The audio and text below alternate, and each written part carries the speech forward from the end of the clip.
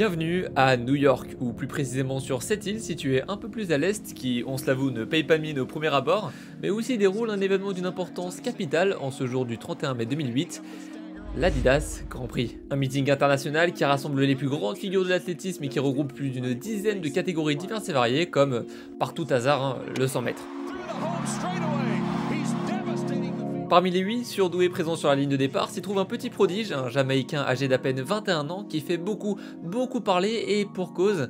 Seul 200e sépare son record personnel du record du monde détenu par un autre Jamaïcain du nom d'Asafa Powell. Asafa, ça fait près de 2 ans qu'il règne sur cette discipline avec plus de 4 records du monde à son actif au total, donc autant te dire que c'est pas n'importe qui.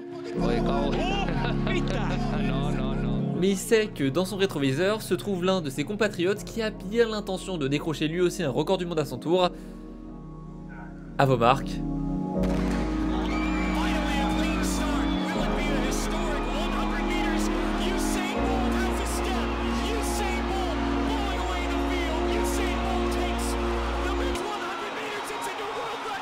En battant de 3 centièmes de seconde le précédent record d'Asafa, Usain Bolt accède pour la première fois de sa carrière au trône tant convoité. Il est désormais reconnu comme l'homme le plus rapide du monde, que dis-je, de l'histoire. Comme si c'était pas assez pour confirmer sa légitimité au sommet, il réalise l'exploit de passer sous la barre des 9 secondes 7 en bravant un 100 mètres en 9 secondes et 69 centièmes lors des JO de Pékin quelques mois plus tard à peine. Mais c'est surtout en 2009 qu'il va réaliser la performance cultissime que nous avons tous déjà admirée au moins une fois, ce 100 mètres d'anthologie englouti en 9 secondes et 58 centièmes.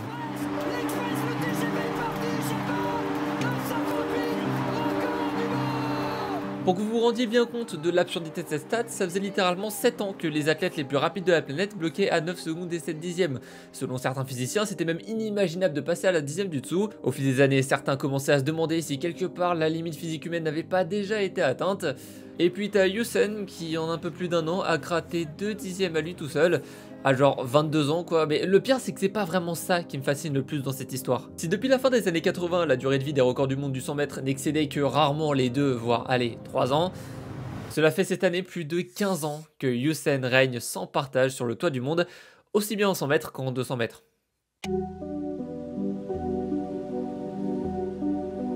Clairement, je vous apprends rien si je vous dis que c'est absolument hors norme, et depuis, il n'y a pas un seul championnat qui passe sans que le monde entier se pose cette même question.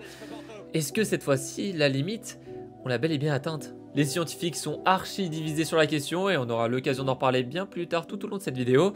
Mais chaque année supplémentaire qui passe en l'ombre d'un nouveau record mondial me donne personnellement l'amère sensation qu'on aurait bel et bien atteint une limite physique.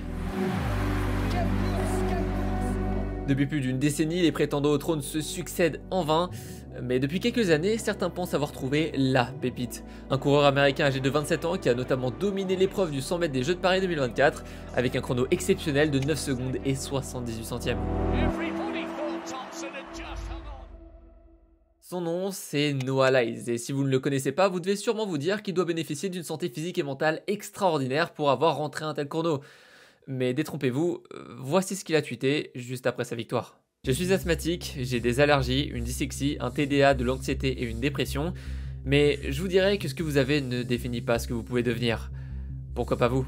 Oui, l'homme considéré comme le plus rapide du monde à l'heure actuelle est un coureur asthmatique qui a de lourds problèmes de concentration et qui prend des antidépresseurs en raison d'une vie marquée par le stress des compétitions et par beaucoup de moments durs côté personnel. Comment a-t-il réussi à atteindre le sommet malgré ses failles qu'il assume d'ailleurs sans réserve? Peut-il égaler, voire même surpasser le record historique d'Usain en 100 et en 200 mètres dans un futur plus ou moins proche? Est-ce que c'est physiquement possible même?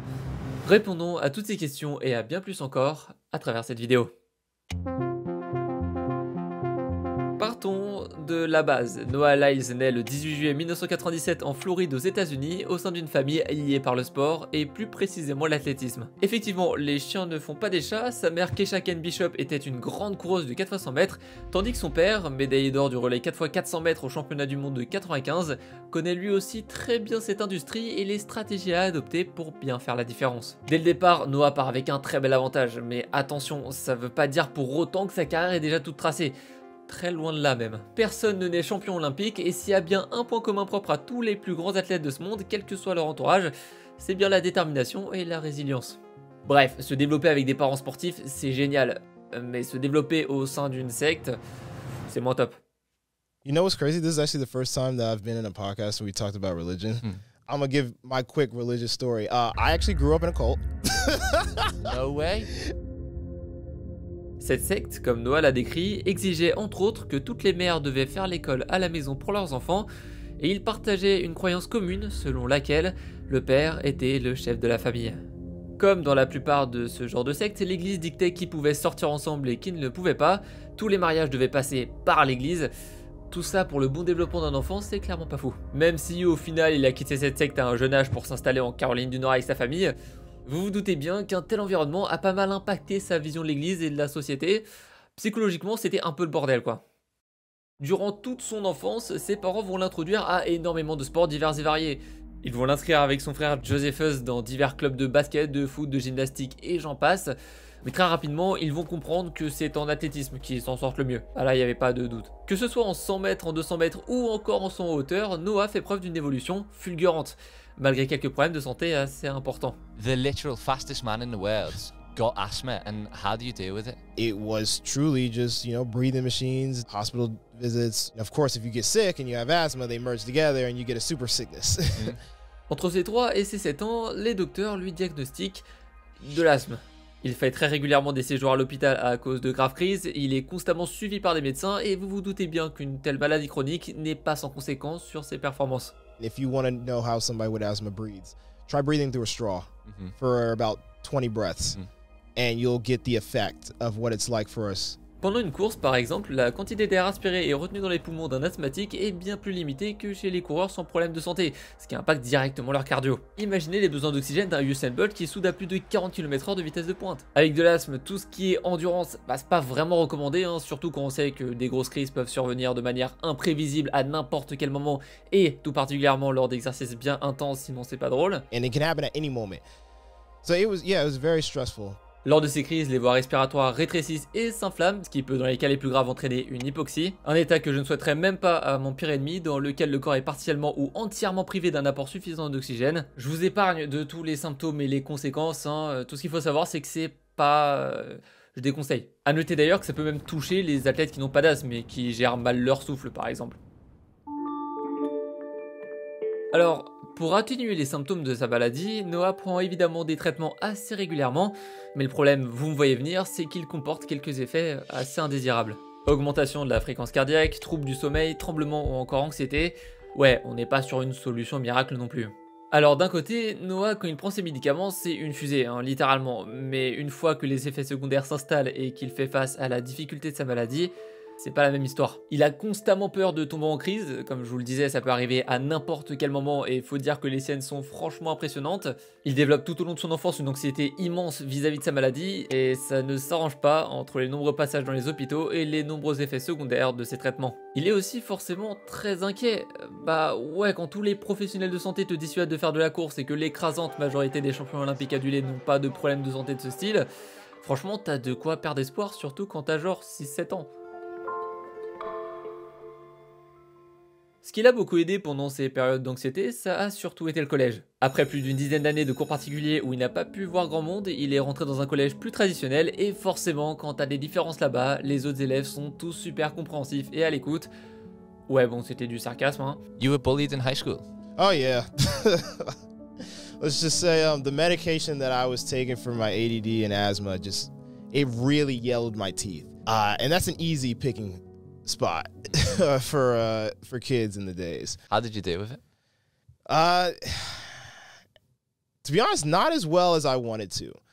Ça le vannait à l'école dans tous les sens et à longueur de journée sur ce sujet, ce qui a doucement fait naître en lui une forte anxiété sociale. Mais comme je vous le disais un peu plus tôt, l'asthme n'est malheureusement pas le seul problème santé de Noah qui, en plus de supporter les conséquences de sa maladie, souffre aussi de dyslexie et d'un TDAH. Bon, une dyslexie, tout le monde sait ce que c'est ici, mais peut-être que vous n'êtes pas familier avec le terme TDAH. C'est une abréviation pour trouble déficit de l'attention avec ou sans hyperactivité, un trouble neurodéveloppemental qui rend la concentration particulièrement difficile pour les personnes qui en sont atteintes. Avec un TDAH, tout ce qui est performance scolaire et relations sociales se trouve impacté. Ajoutez à ça de l'anxiété, de la dyslexie, des moqueries et de l'asthme sévère, et ça vous donne en quelque sorte l'état de la santé mentale de Noah Lyles durant une grande partie de son enfance.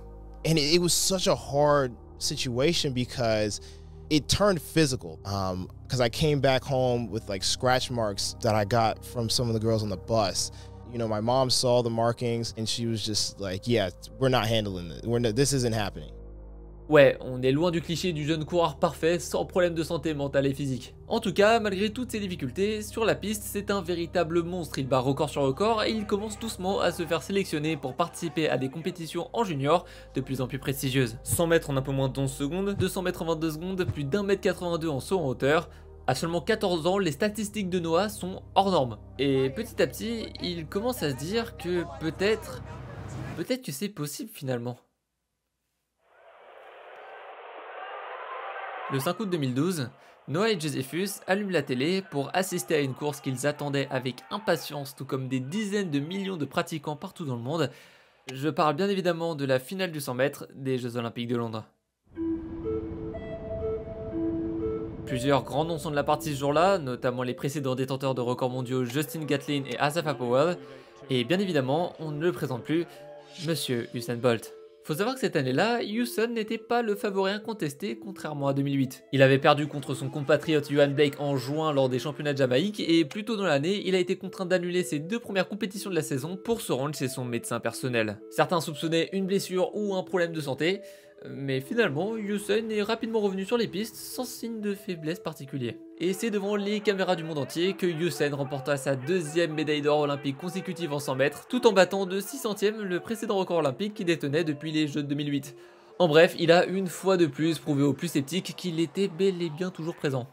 Ce jour-là, devant sa télévision, Noah se fait la promesse de participer à son tour aux prochains Jeux olympiques, qui lui admire beaucoup Usain Bolt, sans pour autant l'idolâtrer. Ouais, aux yeux de Noah, idolâtrer un athlète n'est pas vraiment une bonne chose. Selon lui, être un fan inconditionnel d'un sportif a surtout comme effet de mentalement le placer sur un piédestal. Alors que lui, son but, c'est de le battre. Certes, il respecte énormément son parcours et ses accomplissements, évidemment, mais lui aussi, il le veut, son record du monde. You can admire someone and you can respect someone in any sport. But if you start letting them become your idol, then it becomes a point of you're gonna put them on this pedestal that you won't be able to break. This is an amazing guy. He broke the world record. Yes, he did all that stuff, but it's not impossible to break that record because he had to break somebody else's record. D'ailleurs, quand Usain Bolt a commencé à entendre parler de ce fameux Noah, il a lui aussi pas mal admiré son évolution, mais il a été clair sur le fait qu'il ne serait pas spécialement heureux si ses records étaient battus. Après avoir assisté à cette finale intense en émotion, Noah s'est pas simplement dit « Ah là, je rêve d'y participer ». Il a passé la seconde pour que ce rêve devienne un objectif concret. Il sait qu'il part avec des désavantages, sa santé mentale est toujours délicate, mais sa détermination le pousse à foncer tête baissée quoi qu'il arrive. C'est à son tour de marquer l'histoire.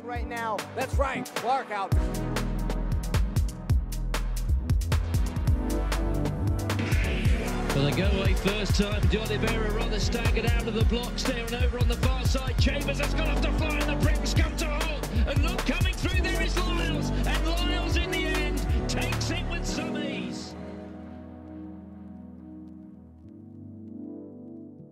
Ok, il courra normalement vite, il est polyvalent, il arrive à rester focus malgré ses difficultés, mais son objectif principal c'est d'accéder aux plus prestigieuses compétitions. Et c'est là que les choses se compliquent. Le vrai game changer pour toute carrière d'athlète prometteur, ce sont les fameux shoe contracts. Technically, we don't have a professional space. Usually what we will say dignifies you as being a professional is a shoe contract pays you or a bigger company pays you to run throughout the year. So the shoe companies, of course, Nike, Adidas, Puma, Under Armour, those are usually the companies that come in and say, hey, we're going to pay you to wear our kit and you're going to run at track meets. And when the Olympics comes, you're going to be our athlete. Les plus grandes marques de sportswear ont pour habitude de signer des jeunes talents amateurs pour leur faire porter des articles en échange d'un très bon salaire et d'un accès à tous les plus grands événements internationaux. Le genre de contrat qui change drastiquement ta vie, mais qui est très loin d'être à la portée de tous. Le marché est extrêmement saturé et chaque année, nombreux sont les athlètes talentueux à se retrouver sans sponsor malgré un niveau exceptionnel. Le but ici est donc de se démarquer, mais ça nécessite en plus des performances, une personnalité et un style distinct qui peuvent résonner avec un large public. Faut pas oublier que le but de ces grandes marques, c'est de faire de la com, donc ce qu'ils recherchent c'est des profils qui font vraiment la différence. Des athlètes qui ont le potentiel de devenir des icônes culturelles sur la scène mondiale. Ce qui compte aussi énormément dans leur sélection, c'est naturellement la visibilité médiatique. Un coureur qui accepte beaucoup d'interviews, qui sait se vendre et qui communique beaucoup sur ses réseaux a bien plus de chances de taper dans l'œil des grandes marques qu'un autre athlète à niveau égal et qui lui ne fait aucun effort sur sa com. Ouais, généralement dans ce genre de contrat, on te demande pas uniquement de ramener des médailles à la maison. On te pousse aussi à communiquer le plus possible sur ton actualité pour engranger un max d'engagement. À partir d'un certain niveau, difficile d'y échapper. Certes, Noah est rapide, très rapide même, mais en plus du succès sportif, il y a tout un tas d'autres paramètres à prendre en compte dans une sélection. Bon, déjà, faut savoir qu'à peine arrivé en high school, l'équivalent américain du lycée, il ne lui a pas fallu bien longtemps pour battre les records de vitesse nationaux dans sa catégorie. When I was in high school, I was running times. I was, basically running faster than any high school at that time was running. Littéralement, c'était le lycéen américain le plus rapide des US à cette période, et ce genre d'argument dans une négociation de contrat, autant te dire que ça aide pas mal quoi. Il a entre autres tapé cette année-là la première place au championnat du monde U20 en 4 x 100 mètres et en 100 mètres avec un chrono de 10 secondes 17, et 2 ans plus tôt, il avait aussi décroché une médaille d'or aux Youth Olympics en 200 mètres avec un chrono de 20 secondes et 80 centièmes, à 17 ans, enfin normal. Comme je vous le disais plus tôt, son frère est aussi une fusée humaine, et leur critère numéro 1, il est très clair, ils veulent une marque prête à les signer tous les deux. Déjà qu'un contrat c'est pas évident à signer, alors deux, c'était pas gagné d'avance quoi. Mais clairement, il n'en déborde pas et pour faciliter le processus, il passe par un agent du nom de Mark Whitmore qui a pour mission d'estimer leur valeur et de formuler des offres aux plus grandes multinationales de l'industrie. We met up with an agent, who's my agent now, Mark Whitmore. It was me, my brother, my mom, and we said, hey, this is what we want. Can we get a market value? And that's basically when the agent goes out and he asks companies, hey, if you were to sign this athlete, how much would you sign them for? Cet agent propose leur profil un peu partout et au vu de leur niveau, beaucoup de marques se montrent rapidement intéressées. Faut dire que se vendre en étant le lycéen le plus rapide de son pays, c'est pas si mal quoi. Parmi les marques intéressées, certaines ne veulent signer que Noah et pas son frère, comme par exemple ASICS selon ses dires. Mais comme des vrais frères, les deux n'en démordent pas et refusent systématiquement toute proposition ne les incluant pas tous les deux. Franchement, refuser un contrat d'une marque aussi importante qu'ASICS pour ces raisons, ça force le respect et ça en dit long sur la mentalité de Noah. Il voulait continuer à s'entraider avec son frère pour qu'ils évoluent ensemble au sein de cette discipline.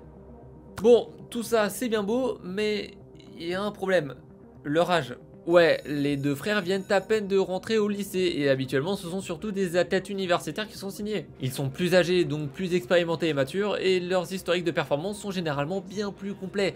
C'est bien moins risqué de signer un athlète universitaire plutôt qu'un jeune d'à peine 18 ans encore scolarisé au lycée. Certaines marques comme Nike préfèrent attendre de voir leur évolution plutôt que de se précipiter aussitôt. Nike was like, yeah, we want to see how their talent develops. Like, okay. Après, faut dire que ces deux frères sont une exception comme on en détecte rarement. Certes, Josephus est moins performant que son frère aîné, mais quand même. Les deux font preuve d'un niveau facilement comparable à celui d'un étudiant en université, et à un âge pareil, c'est ultra prometteur. Donc à première vue, il n'y a pas de quoi s'inquiéter. Après plusieurs semaines de recherche, une petite marque de sportswear encore inconnue va se montrer intéressée par les deux jeunes frères. Je sais pas si le nom Adidas vous dit quelque chose. Ouais, on n'est pas sur une énorme boîte quoi. And then Adidas was interested in both of us, and we wanted to turn pro together. Easy choice. So yeah, we said, okay, we'll listen to the offer that Adidas has to come with. They came with a really good offer. Se faire signer par une telle marque, c'est une véritable chance, d'autant plus que ce contrat les concerne tous les deux. Tout est bien qui finit bien, ils ont pu signer le contrat et du jour au lendemain, leur vie a changé. En réalité, c'est bien plus complexe que ça. Comme je vous le disais plus tôt, le parcours classique d'un athlète américain à succès passe quasiment systématiquement par la case université. Et c'est généralement à la fin de son cursus scolaire que les gros sponsors commencent à l'approcher. Vous le savez, aux US, le sport fait partie intégrante de la quasi-totalité des universités du pays. Chaque grande école a son équipe et la plupart des profils les plus prometteurs sont détectés grâce à leur performance lors de matchs universitaires. Noah et Josephus peuvent se faire signer par Adidas tout en performant en université. Le truc, c'est que ça marche pas comme ça. En fait, s'ils veulent signer directement au niveau professionnel, ils doivent renoncer à leur bourse universitaire, mais surtout à l'opportunité de participer aux compétitions de la NCAA, littéralement l'organisation américaine qui régit toutes les compétitions d'athlétisme universitaire aux États-Unis. Ils peuvent pas simultanément concourir en pro et en tant qu'étudiant si tu veux. Faut qu'ils fassent un choix. Skipper l'université pour directement passer pro, ce qui est extrêmement risqué car c'est difficile de s'en sortir sans diplôme aux US. Si un jour il se blesse ou que l'athlète ne fonctionne plus pour lui, il n'aura pas de plan B de sécurité. Ou alors refuser le contrat d'Adidas pour suivre un parcours universitaire plus sécuritaire, ce qui signifie littéralement passer à côté du deal d'une vie. Quand tu signes un contrat pareil, autant te dire que tu te mets très bien quoi. D'un côté, bon, c'est rarement conseillé de sauter les étapes, mais en même temps, bah voilà quoi, Adidas, enfin je veux dire. And we're like, we're taking this. We had already signed a letter of intent to college, and then he was like, hey, yeah, we're not coming. You cannot compete as a collegiate athlete if you are receiving money. Bref, finalement, sous l'accord de leur mère, Noah et Josephus signent chez Adidas en 2016 à l'âge de 18 et de 17 ans. En moyenne, les plus jeunes signés en pro ont généralement entre 20 et 22 ans, donc autant te dire qu'ils ont vraiment une avance de dingue. Peut-être que ce sont eux qui vont détrôner Usain Bolt. Ça, c'est le résultat de plus d'une dizaine de milliers d'heures d'entraînement accumulées depuis leur plus tendre enfance, ainsi que d'un soutien indéfectible de la part de leur mère Keisha. Elle a joué un rôle vraiment crucial pour leur parcours, non seulement en tant que figure de soutien, mais aussi en tant que gestionnaire de leur carrière. Elle était toujours à la recherche d'opportunités pour ses enfants, elle qui connaît très bien le milieu grâce à son passé de coureuse universitaire en relais 4x100 mètres. Leur succès, ils le doivent aussi à leur coach du lycée. Ils ont suivi un programme d'entraînement minutieusement planifié là-bas pour les préparer au mieux à leur future carrière professionnelle. En bref, ils ont été très bien entourés pendant toutes ces années, ce qui a aussi permis à Noah d'améliorer sa santé mentale. Bon, il fait toujours de l'asthme, mais ses crises sont bien moins violentes que celles qu'il subissait quand il était plus jeune. Donc franchement, il s'en est très bien sorti grâce à son travail et sa résilience. Ok, bon, maintenant que l'on sait de qui on parle, il est temps pour nous de rentrer dans le vif du sujet. Comment Noah a réussi à se démarquer des autres coureurs professionnels? Quel est son plan pour repousser les limites physiques? Pourquoi 2020 a été de très loin la pire année de sa carrière? Et surtout, va-t-il détrôner l'éclair? Maintenant, il est temps de rentrer plus en détail au sujet de l'aspect compétitif en vous parlant de la fameuse Ligue de Diamant. La Ligue de Diamant, c'est plus de 14 rendez-vous par an aux 4 coins du monde où les plus grands coureurs internationaux se rassemblent pour s'affronter dans un grand nombre de catégories. Chaque épreuve rapporte plus ou moins de points selon le classement, 8 points pour le premier, 7 points pour le deuxième, 6 points pour le troisième et j'en passe. À chaque étape, les athlètes les plus performants sont donc récompensés par un nombre de points plus important et ceux qui accumulent le plus de points dans leur discipline peuvent se voir qualifiés pour la grande finale qui a lieu chaque année. Lors de cette finale, les grands gagnants reçoivent non seulement un trophée appelé le Diamond Trophy, mais aussi une récompense financière qui met très bien quoi, mais croyez-moi, pour atteindre un tel niveau, faut être hors norme, littéralement. Des compétitions tout au long de l'année et un grand final pour couronner les meilleurs athlètes dans chaque discipline, c'est ça, la Diamond League, et clairement faut s'accrocher. Noah a fait son entrée en Diamond League en 2017, il n'a même pas encore 20 ans et il se retrouve face à des machines plus âgées, avec pour certains des palmarès universitaires et professionnels longs comme le bras. Lui, il sort à peine du lycée, donc autant te dire qu'il est plutôt intimidé, mais il doute vraiment pas de ses capacités et il sait que s'il s'est retrouvé là, bah c'est pas par hasard quoi. Nous sommes le 13 mai 2017 dans la ville de Shanghai et ce jour est particulièrement important pour Noah qui se prépare à participer à sa première course en Diamond League à l'occasion du Shanghai Golden Grand Prix de 2017. Sur la ligne de départ de l'épreuve de 200 mètres, tous ses concurrents sont plus âgés que lui, on est sur une tranche d'âge située entre 22 et 30 ans, donc du haut de ses 19 ans, il payait pas de mine le Noah sur la ligne de départ. Et pourtant, après le coup de feu,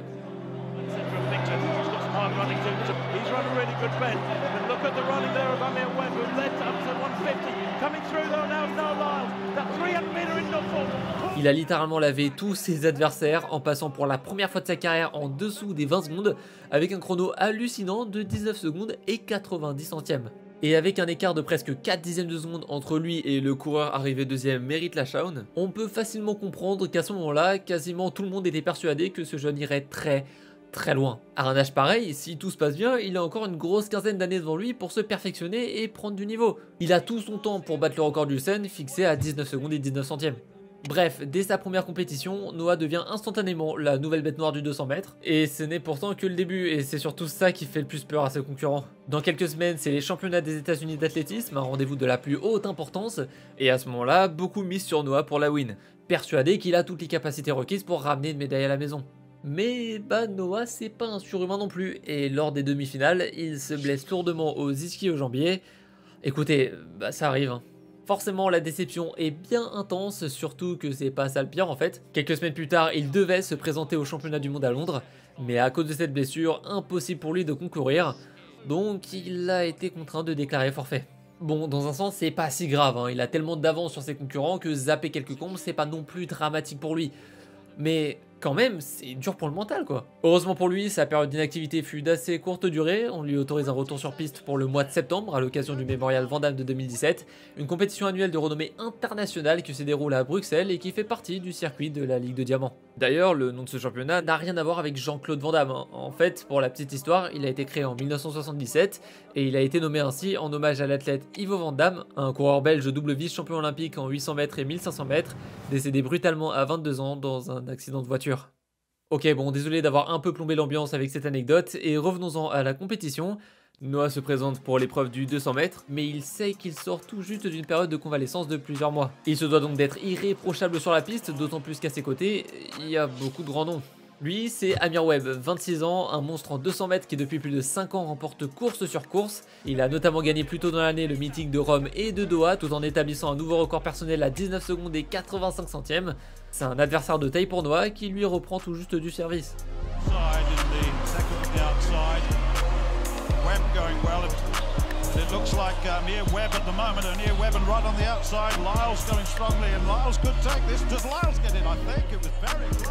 Un centième, c'est ce qui sépare Noah Lyles d'Amir Webb, mais c'est aussi ce qui sépare Amir du troisième coureur à avoir franchi la ligne d'arrivée.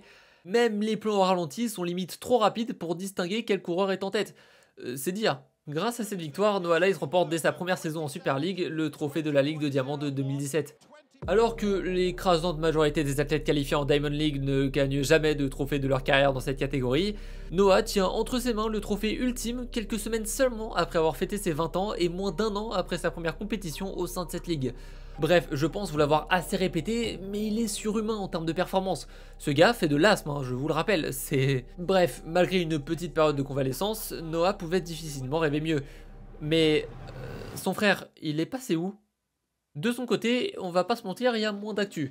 Il a remporté quelques médailles notamment en 400 mètres et en 4x400 mètres cette année-là, mais le truc c'est que quand ton frère fait autant parler, bah forcément ta carrière elle passe un peu inaperçue. Alors il est quand même très doué, hein. Il arrive à boucler des 200 mètres en 20 secondes et demie, c'est pas le problème, mais comparé à Noah, c'est pas le même niveau quoi. Pourtant, c'est pas l'intention qui manque. My goal this year is to not lose a race. So if that happens, then I'll be world champion. Okay. That probably won't happen. That's a good goal, not to lose a race. The good thing about Adidas, they don't really put pressure on us to run fast early in our career. They know that they got us at a young age, so they're not really putting pressure on us to run fast. I'm trying to get through the season healthy and just have an extremely good season. Just, you know, leave my mark as an 18-year-old still. I'm still a junior, so maybe some world junior records, that would be really cool. Bon, vous devez sûrement vous demander si quelque part il n'y a pas eu d'animosité entre les deux frères. Franchement, ça serait compréhensible, ça doit être difficile pour Josephus d'être constamment perçu à travers le prisme de son frère. Surtout qu'à peu de choses près, ils sont un peu en concurrence quoi. Dans un sens, il y a l'amour fraternel, mais aussi l'aspect compétitif. Comment il le perçoit lui ? Forcément, cette question, on lui a posé plus d'une fois, et à chaque interview, sa réponse est la même. Bien qu'il n'ait jamais caché sa volonté d'un jour devenir le plus grand coureur du monde, il est le supporter numéro 1 de Noah. I think when I watch other athletes and I watch him, one thing that he does that's really important is he makes sure that whatever he needs, he's gonna get. I feel like that determination, it's almost like a respect for yourself. It's definitely somewhat inspiring, and I feel like it's definitely allowed me to, you know, kind of have the same mentality where it's like, okay, I need to respect myself enough to be like, okay, this is what I need. Ils ont grandi ensemble, ils ont commencé ensemble l'athlétisme, mais clairement ce n'est pas l'aspect compétitif de ce sport qui leur empêche d'entretenir une très bonne relation. Bref, vous l'aurez compris, l'actu de Josephus est bien moins chargée que celle de son frère, mais c'est aussi lié à une autre raison, ses blessures.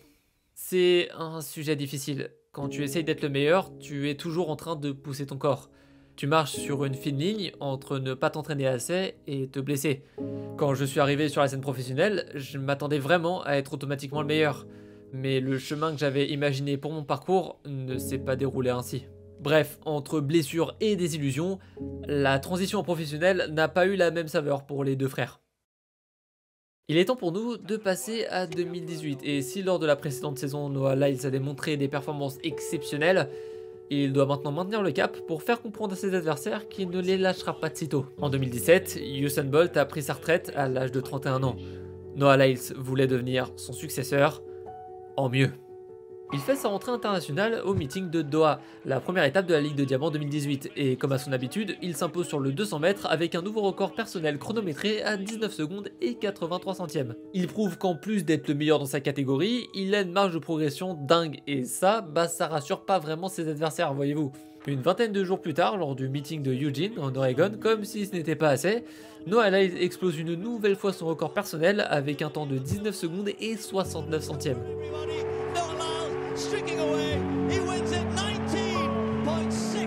En l'espace d'un an, il a amélioré son record de 21 centièmes, et à ce moment-là, il rentre dans le top 10 des meilleurs performeurs de l'histoire dans sa catégorie, à l'âge de 20 ans. Pour beaucoup, il a les capacités de battre le record absolu d'Houston en 200 mètres fixé à 19 secondes et 19 centièmes, mais qu'en est-il du 100 mètres ?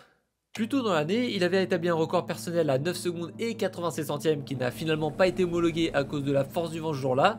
Il a bien l'intention de remettre le couvert, et pour cela, il a un plan. Il s'inscrit aux championnats nationaux en catégorie 100 mètres. Dès le départ, il se fait devancer par un certain Ronnie Baker, un athlète américain qui lui aussi excelle en sprint. Et alors que tout le monde le voyait déjà sur la deuxième place du classement,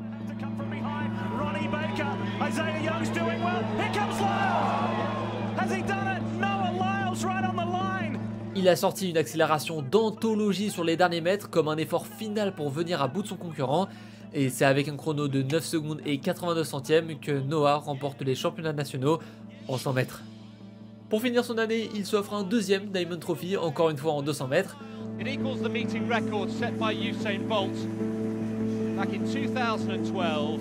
En clair, tout se passe bien pour lui pour l'instant. J'insiste bien sur le pour l'instant.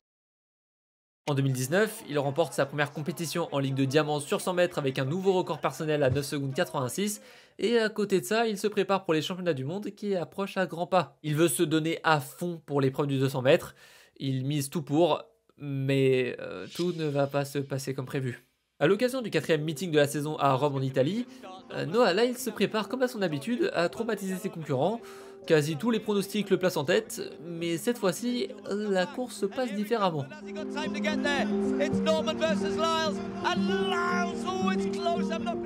Il finit à la deuxième place, derrière Michael Norman Jr., un américain de son âge qui l'a devancé de 2 centièmes de seconde à peine. Ouais, ça se joue vraiment à pas grand-chose. Cette défaite, c'est un sacré coup dur pour Noah, surtout avec les championnats du monde qui approchent. Il faut qu'il accepte cette défaite et qu'il garde le moral, même si c'est pas évident. Mais, point positif, il est sacré 4e meilleur performeur mondial de l'histoire en 200 mètres moins d'un mois plus tard à Lausanne, avec un nouveau record personnel fixé à 19 secondes et 50 centièmes. Le genre de perf qui fait un peu relativiser finalement. Nous sommes maintenant de retour à Doha, cette fois-ci pour les championnats du monde d'athlétisme, et Noah, il veut prouver qu'il est toujours au sommet malgré son échec à Rome quelques mois plus tôt. Alors, il se positionne, le coup de feu retentit, et...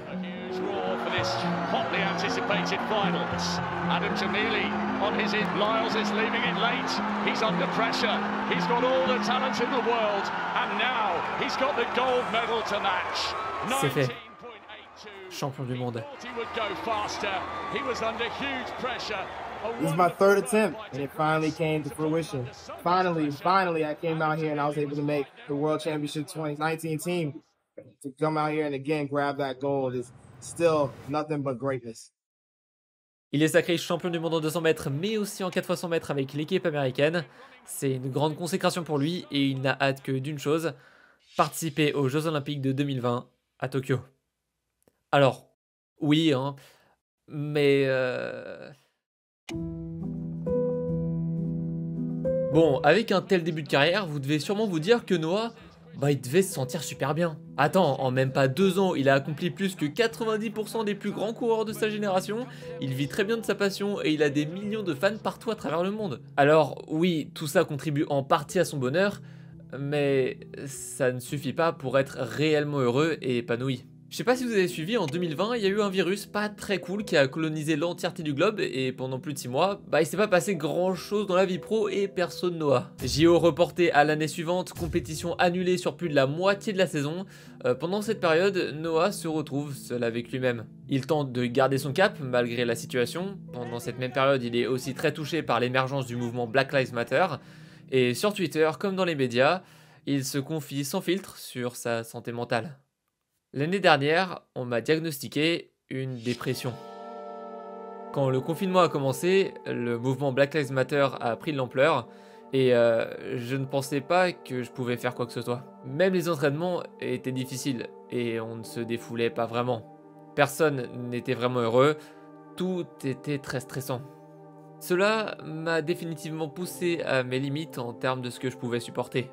On peut vraiment être dans un état de dépression profond et quelqu'un peut venir vers vous, énumérer toutes vos réussites, vous dire que vous êtes une telle ou telle personne et tout ce que vous entendez, c'est rien, rien, rien. Cette période est extrêmement difficile à vivre pour Noah, comme pour beaucoup d'autres d'ailleurs. Faut dire que 2020 n'a pas été une année tranquille pour beaucoup de monde malheureusement. Mais Noah Lyles, c'est quelqu'un qui s'est toujours relevé.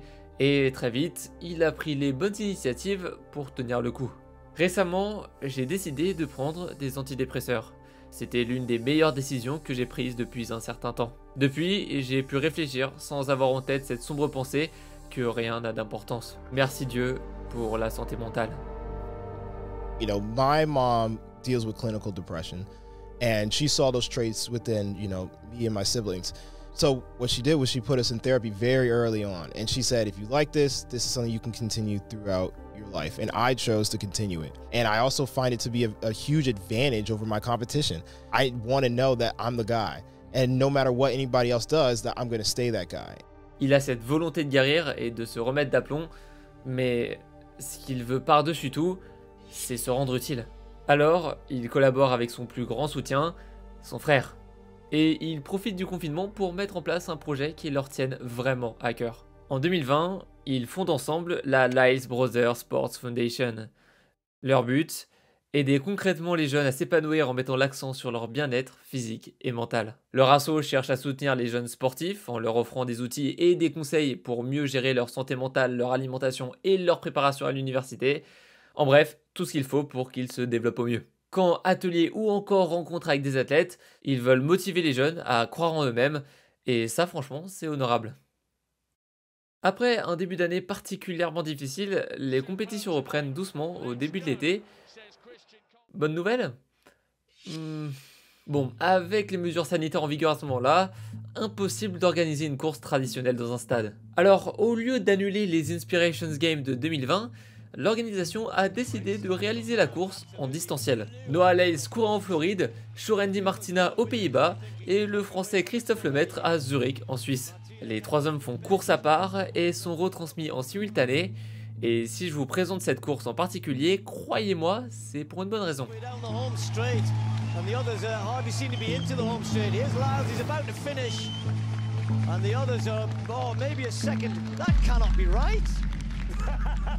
18 secondes et 90 centièmes, à savoir 29 centièmes de moins que le record absolu détenu depuis plus d'une décennie par Usain Bolt.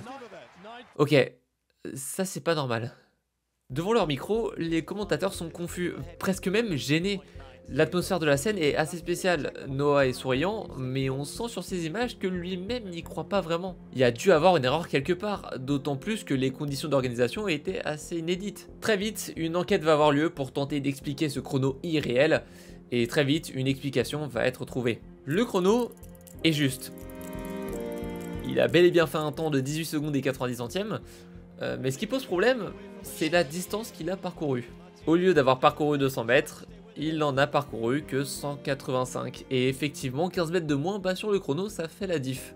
Bon, en vrai, le dénouement n'était pas si surprenant que ça. Il était clair qu'il y avait eu un problème de calcul quelque part.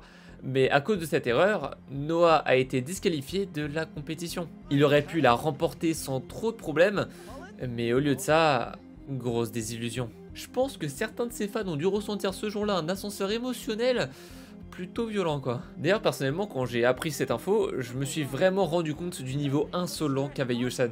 Avec 15 mètres de moins à parcourir, Noah n'avait que 29 centièmes d'avance sur Bolt et on parle de l'un des coureurs les plus performants de sa catégorie. Cette stat, franchement, elle fout le vertige. En 2020, la Ligue de Diamant n'a pas été complètement annulée et c'est le 14 août au meeting de Monaco que Noah et Josephus se préparent pour leur épreuve de prédilection, le 200 mètres. Bon, niveau prono pour Noah, il n'y a pas vraiment de suspense, hein, comme à son habitude, il est l'un des grands favoris. Mais vous pensez qu'il va taper quelle place, son frère?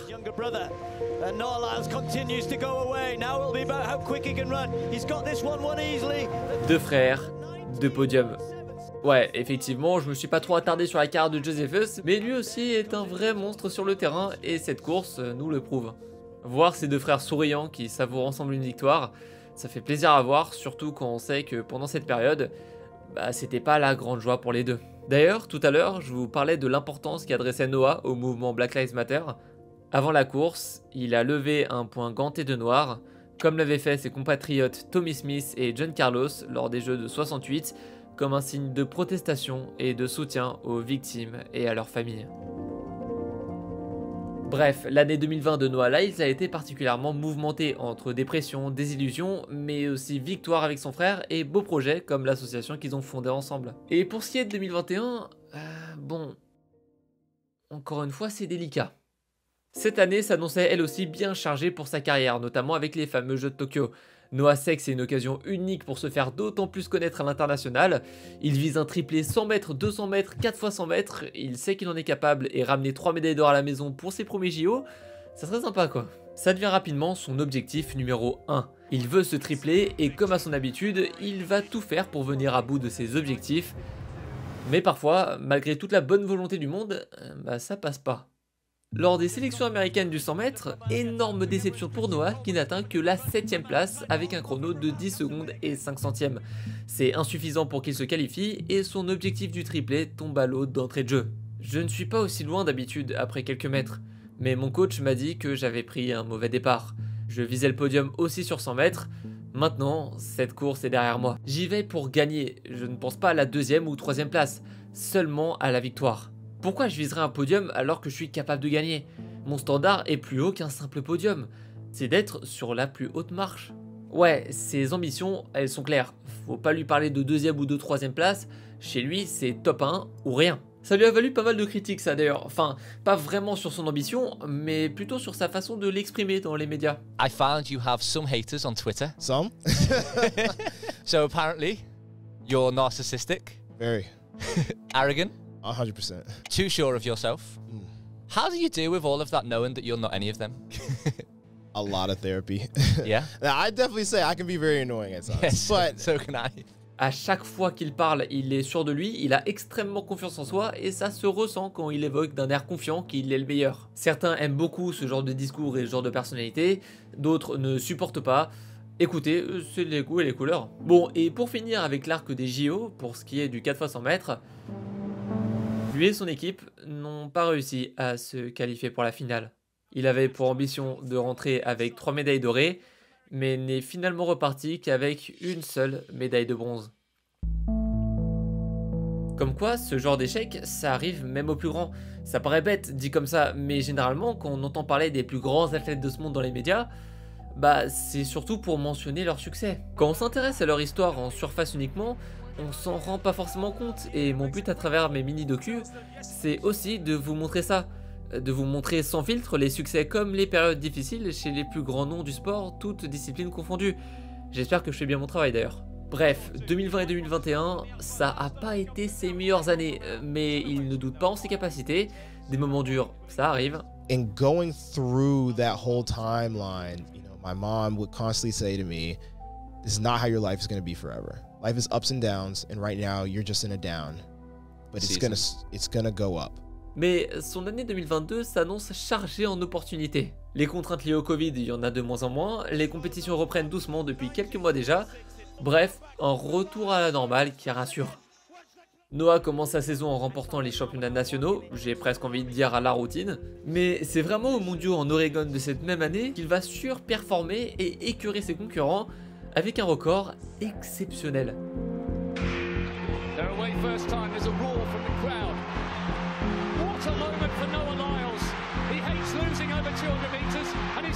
19 secondes et 31 centièmes.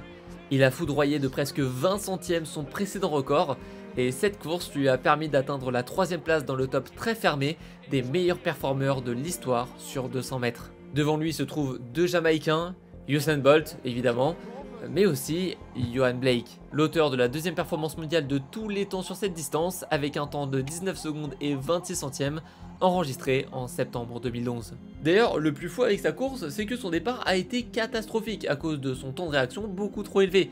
Certains en sont persuadés, s'il avait réussi son départ, il aurait pu détrôner Leclerc. Bon, enfin ça reste que des théories. Avec ce temps, il rentre une fois de plus la meilleure performance de l'année en 200 mètres, de toute façon depuis 2018 si tu veux il a l'habitude. Noah, c'est un coureur qui en plus de ses perfs se démarque par sa régularité. Il n'y a pas une année qui passe sans qu'il batte un record. Rendez-vous compte, c'est presque devenu une routine pour lui de taper des 200 mètres en 19 secondes et demie, voire moins. L'idée qu'il détrône un jour Usain Bolt avec de telles statistiques, on a bien envie d'y croire. En 2023, petite déception. Il ne remporte pas la Ligue de Diamants cette année-là, il finit seulement en deuxième position, en se faisant devancer par André de Grasse, mais lors des championnats du monde à Budapest, il a très bien mangé. Première place en 100 mètres avec un chrono à 9 secondes 83. Première place en 200 mètres avec un chrono à 19 secondes et 51 centièmes pour la 3e année consécutive. Et comme on dit, jamais 203. Il tape également la première place en relais 400 mètres avec ses compatriotes Fred Kerley, Brandon Cairns et Christian Coleman. Ouais, on peut dire qu'il était intouchable. Bon, maintenant qu'on connaît bien son histoire et sa carrière, il est temps pour nous de se demander si finalement ça ne serait pas lui, l'homme qui va détrôner Usain Bolt.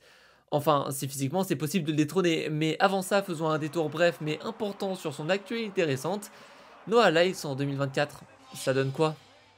Forcément, le gros de son actualité cette année, ça a été les JO.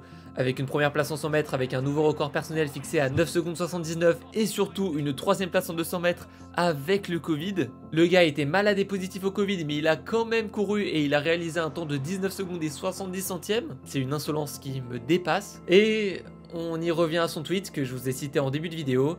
Celui qu'il a posté juste après sa victoire en 100 mètres lors des JO.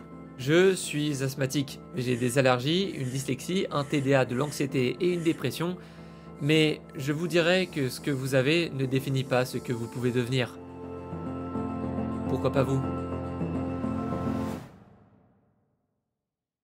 Bon, j'ai essayé de vous vulgariser en détail les événements les plus importants de la carrière de Noah Lyles. Clairement, je sais déjà que cette vidéo va être la plus longue de ma chaîne, il n'y a pas de doute. Mais maintenant, on va se poser deux questions. Est-ce qu'au vu de sa carrière et de son évolution, il a le potentiel de battre les records historiques de Usain Bolt en 100 mètres et en 200 mètres dans un futur plus ou moins proche? Et on peut également se demander si, d'une certaine manière, la limite maximale en sprint n'a pas déjà été atteinte. Bon, pour ce qui est de la première question, demandons directement à Noah lui-même. Est-ce que selon lui, il a les capacités de battre Usain Bolt? 1919, is it possible? I definitely think it's possible. He's a great athlete. I love how much of a showman he is, but at the same time, I'm coming for his records. Alors, sans grande surprise, selon lui, oui, comme je vous le disais précédemment, il doute jamais de lui-même, ou du moins, il donne l'impression qu'il ne doute jamais de lui-même, ce qui est très différent. Mais à chaque fois qu'on lui pose cette fameuse question, il répond toujours avec la même certitude, tout en glissant 2-3 mots à ses détracteurs.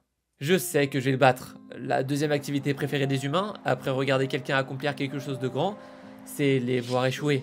Les gens adorent voir les autres échouer. C'est en eux. Je sais pas pourquoi. C'est juste que si quelqu'un dit qu'il va accomplir quelque chose de grand, il y a toujours quelqu'un à côté pour lui dire qu'il ne peut pas le faire. Je m'en fiche complètement de ce que les autres pensent. Maintenant, qu'en pensent les analystes et les professionnels? Au lendemain de sa 3e place aux 200 mètres lors des JO de Paris, l'ancien coureur et détenteur du record d'Europe en 110 mètres haies français Stéphane Caristan s'est exprimé sur la question. Il a progressé en vitesse pure, il a cette capacité à avoir une grosse accélération après 50 mètres, il a une endurance de vitesse assez impressionnante. Lyles a l'obsession, je pense, sur sa distance reine de détrôner Bolt. On sait qu'avec le départ qu'il a sur 100 mètres, ça sera beaucoup plus difficile que sur 200. Je pense qu'il va s'en approcher et que cette année, ça peut être encore un petit peu tôt. Mais ça va arriver dans les 2-3 ans si ça doit arriver. Je ne l'ai pas vraiment mentionné dans cette vidéo, mais effectivement, l'un des plus gros points faibles de Noah, c'est ses départs. Contrairement à des sprinteurs comme Usain Bolt ou Christian Coleman qui eux sont connus pour leur démarrage explosif, Lyles met un peu plus de temps à atteindre sa vitesse maximale, et dans de telles courses où chaque centième de seconde compte, bah parfois ça ne pardonne pas. Selon Stéphane Caristan, il est possible que Noah détrône Usain Bolt sous 2 à 3 ans, mais avec plus de 12 centièmes de seconde séparant son record personnel du sien, clairement, il n'imagine pas ça pour tout de suite. Et pour que vous visualisiez un peu mieux de quoi je parle, 12 centièmes de seconde, c'est ça. Ça paraît rien, hein, mais pour le meilleur sprinter du monde, c'est une éternité. Pour ce qui est du 100 mètres, Stéphane ne s'est pas exprimé sur la question. Faut dire que l'écart entre le record personnel de Noah et celui de Bolt est de plus de 21 centièmes dans cette catégorie, et 21 centièmes, bah c'est pas rien. Je vous invite d'ailleurs à me donner votre avis sur la question en commentaire. Je pense franchement qu'il a les capacités de battre Bolt au moins en 200 mètres d'ici genre 2026-2027, mais pour ce qui est du 100 mètres, je suis un peu plus sceptique. Maintenant, abordons un dernier sujet que je trouve personnellement passionnant, la question du plafond de verre. Est-ce que les limites physiques n'ont pas déjà été atteintes? Franchement, c'est une question légitime quand on remarque que ça fait littéralement plus de 15 ans que les records fixés par Usain sont toujours d'actualité. Ça fait plus d'une décennie qu'aucun humain sur Terre n'a réussi à le détrôner. Et ça, c'est dingue quand on y pense. Quand on compare les statistiques actuelles aux précédents records mondiaux du 100 mètres, on remarque qu'en plus de 112 ans, le record n'a évolué que d'une seule seconde. Et pour ce qui est du 200 mètres, on parle d'une évolution de quasiment 1 seconde et demie en plus de 70 ans. Est-ce que ça voudrait dire que d'ici 100 ans, on aurait des athlètes capables de courir un 100 mètres en moins de 8 secondes 6 et des 200 mètres en moins de 20 secondes? Évidemment, c'est bien plus complexe que ça. John Barrow, c'est un mathématicien britannique qui s'est penché sur la question.